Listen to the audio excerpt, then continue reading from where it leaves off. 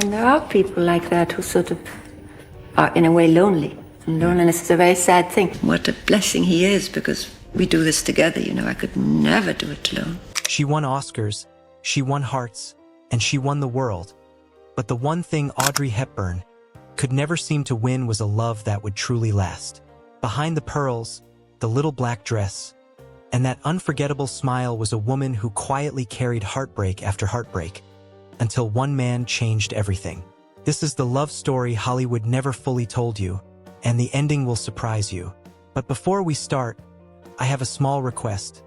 Kindly subscribe to this channel and help us reach our goal of 10,000 subscribers. Costs you nothing, but it means everything to us.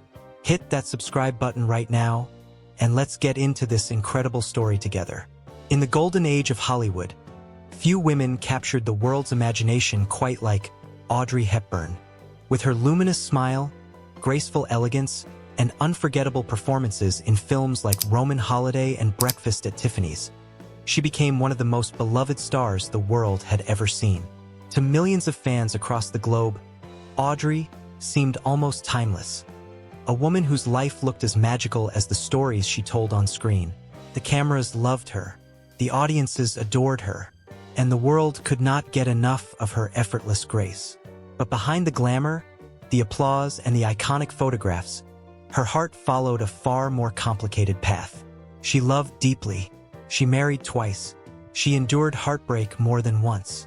Yet in the quiet years of her later life, one truth became painfully clear. Among all the men she ever loved, there was one man she never truly let go of. And sometimes, the greatest love stories are the ones that arrive when the world is no longer watching. By the early 1950s, Audrey Hepburn was only beginning to realize the extraordinary future that was waiting for her.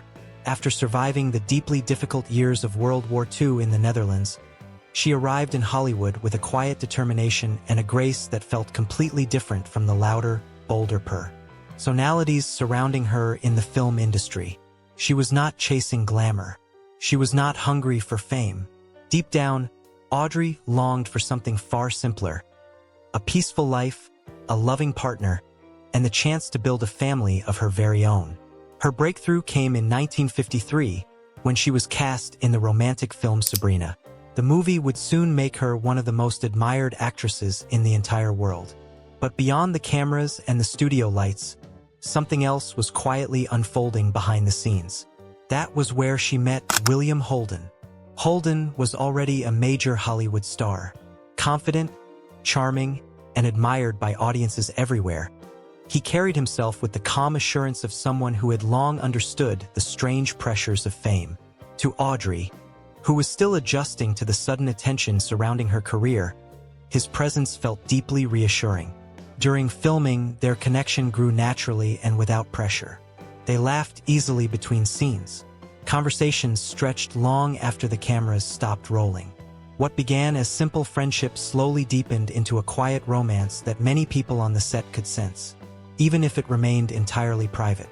For Audrey, the feelings were completely real, but there was one heartbreaking obstacle standing between them. William Holden was already married.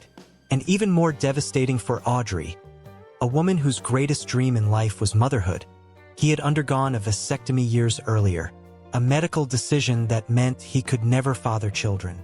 For Audrey, whose heart had always been set on becoming a mother, the realization changed absolutely everything. The future she had quietly imagined with him simply could not exist. So despite the genuine affection that had grown between them, she made the painful decision to walk away. Sometimes the love that feels the most real is the one that life will simply not allow to last. After the quiet heartbreak she experienced with William Holden, Audrey Hepburn slowly turned her attention back to her career. Hollywood was opening its doors to her in ways she had never imagined possible. Yet, despite the growing fame and admiration surrounding her, Audrey still longed for something far more personal than success. She wanted stability. She wanted home. It was during this time that she grew closer to Mel Ferrer. Ferrer was not just another actor moving through Hollywood circles. He was thoughtful, intellectual, and deeply passionate about the arts. A talented performer and director, he shared Audrey's love of theater, literature, and storytelling. Their conversations often moved well beyond the usual small talk of Hollywood parties, drifting instead into deeper discussions about creativity, philosophy, and life itself. For Audrey, the connection felt refreshing and genuinely different. In 1954, the two married in a quiet ceremony in Switzerland. At the time, many PLE believed Audrey Hepburn had finally found the partner she had been searching for, someone who truly understood both her career and her deeply sensitive nature. For a while, that hope seemed entirely real. They worked together professionally and supported one another's artistic ambitions. Ferrer even directed Audrey in the stage production of Ondine, a performance that would later earn her a prestigious Tony Award. The couple appeared elegant and united in public, admired by fans who saw them as one of Hollywood's most graceful pairs. Then in 1960, Audrey gave birth to their son, Sean. For her, motherhood brought a kind of happiness that Hollywood could never match. Friends often said she seemed calmer and more deeply fulfilled after becoming a mother. But behind the elegant photographs and red carpet smiles, their marriage slowly began to shift. Hollywood pressures, demanding schedules, and quiet personal tensions began creating distance between them. Rumors of jealousy and private disagreements circulated quietly through industry circles. After 14 years together, the marriage finally came to an end in 1968. Sometimes a love that begins with so much genuine hope slowly fades into something quieter. And once again, Audrey Hepburn found herself searching for the peace she had always wanted. After her long marriage to Mel Ferrer ended in 1968, Audrey Hepburn entered a quieter and more reflective chapter of her life. Hollywood still admired her, and offers for major films continued to arrive. But the actress who had once dazzled audiences across the world was slowly beginning to step back from the spotlight. What Audrey wanted now was something far simpler: peace. It was during a Mediterranean cruise in 1968 that she met Andrea Dotti. Dotti was an Italian psychiatrist, intelligent, charming, and very different from the men Audrey had known in Hollywood. Where actors and producers often live dramatic public lives, Dotti appeared calm and thoughtful. For Audrey, the relationship seemed like a genuine chance to start completely over. In 1969, the two married in a quiet ceremony in Rome. Many of Audrey's friends hoped this new marriage would finally give her the stable and private life she had always dreamed about. Soon after, she gave birth to their son, Luca. Once again, motherhood became the very center of Audrey's world. She spent much of her time in Italy and Switzerland, focusing on raising her children rather than chasing new film roles. For a while, life felt balanced and hopeful, but slowly cracks began to appear. Reports began circulating that Dotti was involved in relationships with other women. At first, Audrey tried to ignore the rumors. She had already experienced heartbreak once before, and she desperately wanted this marriage to succeed. Yet the whispers continued. Over time, the distance between them became impossible to hide. By the early 1980s, the relationship had quieted. Why reached its end? Audrey and Andrea Dotti eventually separated, bringing another painful chapter of her search for lasting love to a close. Sometimes the promise of a new beginning slowly becomes just another goodbye. By the late 1970s, Audrey Hepburn had already lived a life that most people could hardly begin to imagine. She had been one of the most celebrated actresses of the 20th century, admired across the world for films like Roman Holiday, Sabrina, and Breakfast at Tiffany's. But by this stage of her life, fame no longer held the same appeal. After the end of her marriage to Andrea Dotti, Audrey made a quiet but deeply important decision. Instead of pursuing more film roles and public attention, she chose to step away from Hollywood entirely and focus on what mattered most: her children. Audrey often said that motherhood brought her a deeper happiness than any award or standing ovation ever could. She devoted herself entirely to raising her two sons, Sean and Luca, trying to give them the stable childhood she herself had rarely known during the war years. During the 1980s, Audrey also began dedicating more and more of her life to humanitarian work with UNICEF. Having experienced the hardships of war as a child in the Netherlands, she felt a deeply personal connection to children suffering around the world. She traveled to some of the most difficult regions on Earth, speaking openly and passionately about poverty, hunger, and the urgent need for compassion. In many ways, this mission gave her life a completely new sense of purpose.